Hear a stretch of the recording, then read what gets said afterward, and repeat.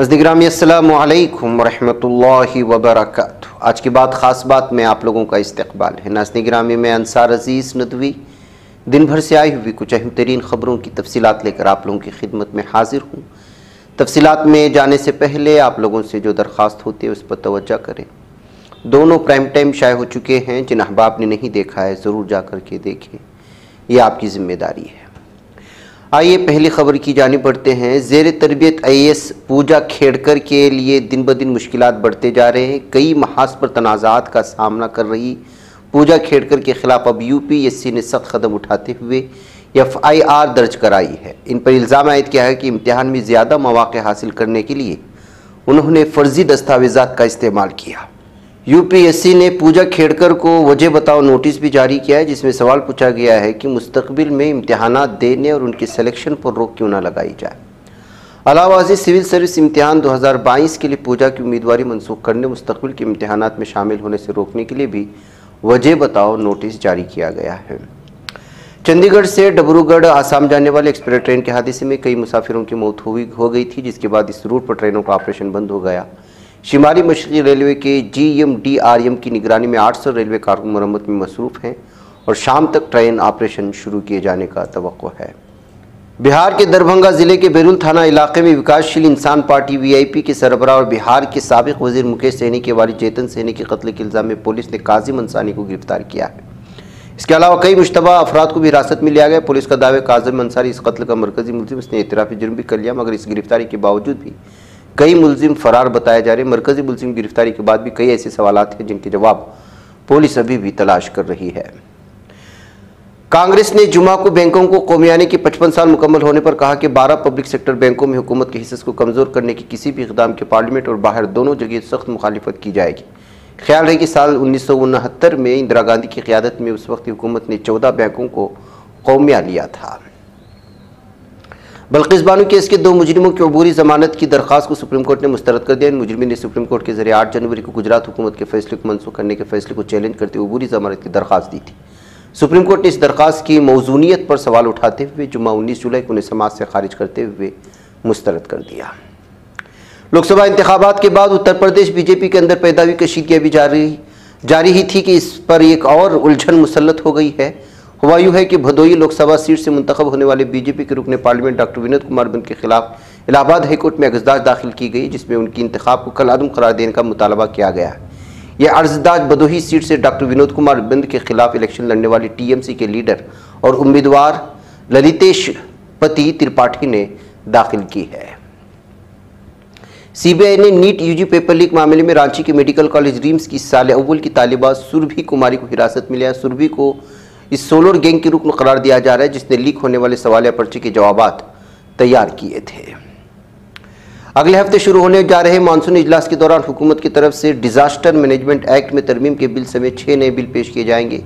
Report के मुताबिक finance bill के अलावा हुकूमत ने शहरी हवाबाजी के शोबे में कारोबार करने में आसानी पैदा करने के लिए एयरक्राफ्ट एक्ट 1934 की जगह इंडियन एयरक्राफ्ट बिल 2024 को भी फहरिस्त बंद किया है।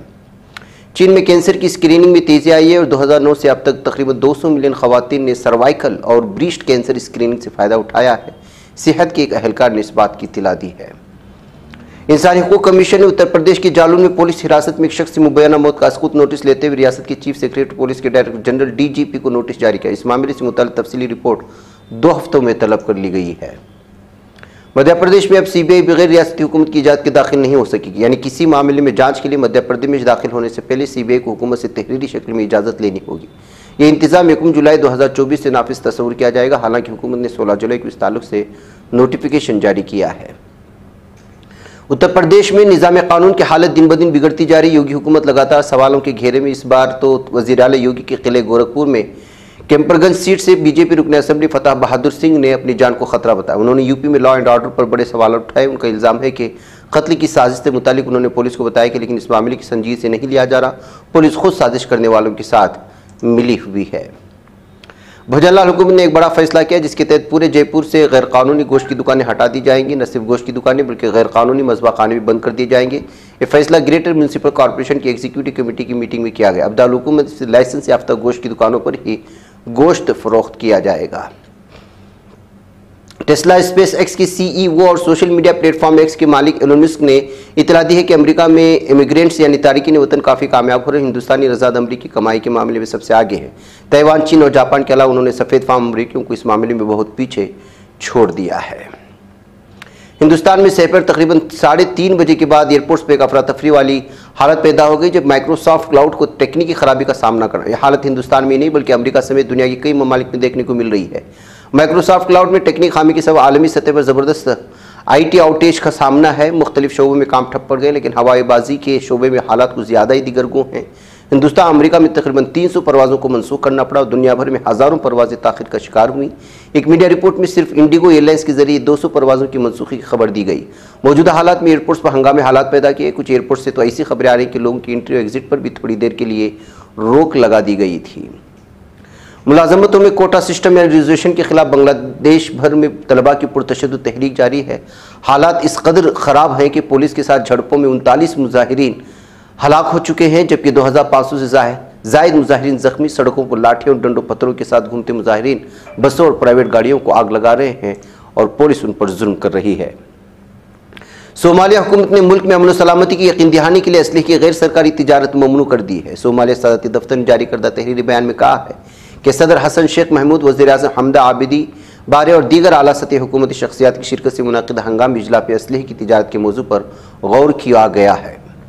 दावा किया गया है कि अमरीकी सदर जो बाइडन रवा हफ्ते के आखिर में 5 नवंबर को होने वाले सदारती इंतखाबात के लिए अपनी इंतखाबी मुहिम को नुक्तापजीर कर सकते हैं। ऑक्सियोस न्यूज़ साइट ने पार्टी के अंदर कुछ डेमोक्रेट्स के दबाव के नतीजे में जो बाइडन को सदारती दौर से दस्तबरदार होने पर आमादा किए जाने के दावों पर मबनी तबसरों के हवाले से एक रिपोर्ट तैयार की है। जनूबी अमरीकी मुल्क चिली के शिमाल में 7.4 की शिद्दत का जल्जला आया है। अमेरिकन जियोलॉजिकल सर्वे ने ऐलान किया कि जल्जले का मरकज़ अंतोफागास्ता इलाके से मुंसलिक सान पेड्रो का तामा हुआ था।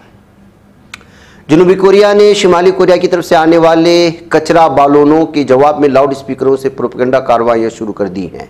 जनूबी कोरिया मुसल्लह अफवाज ने दोनों ममालिक के दरमियान कचरा बैलून कशीदगी के बारे में बयान जारी किया है। उर्दू ने ओमान में हॉलैंड के सफ़ीर को वज़ारत ख़ारिजा में तलब किया एहतिजाजी मुरासला दिया है। उर्दू ने वज़ारत ख़ारिजा ने जारी करदा तहरीर बयान में कहा कि हॉलैंड की नस्लियत परस्त इस्लाम दुश्मन लीडर ग्रेट विल्डर के बयान बतौर रद्दअमल ओमान में हॉलैंड के सफ़ीर को वज़ारत ख़ारिजा तलब किया गया और एहतिजाजी मुरासला दिया गया है।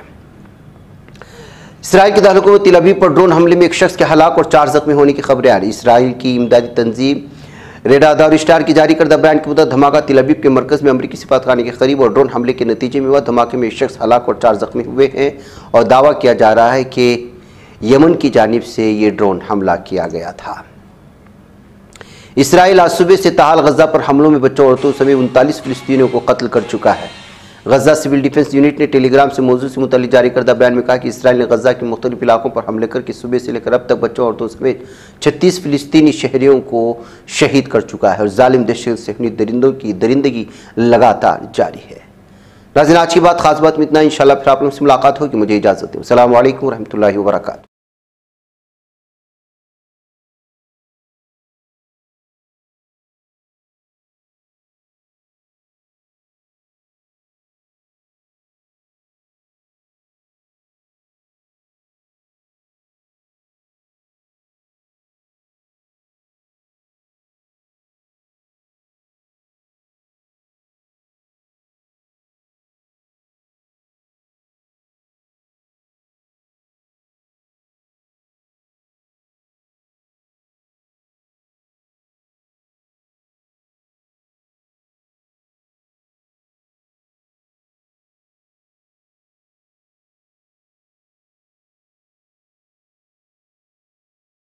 ये चैनल हक निगर बन कर कुचल देता है फितनों को।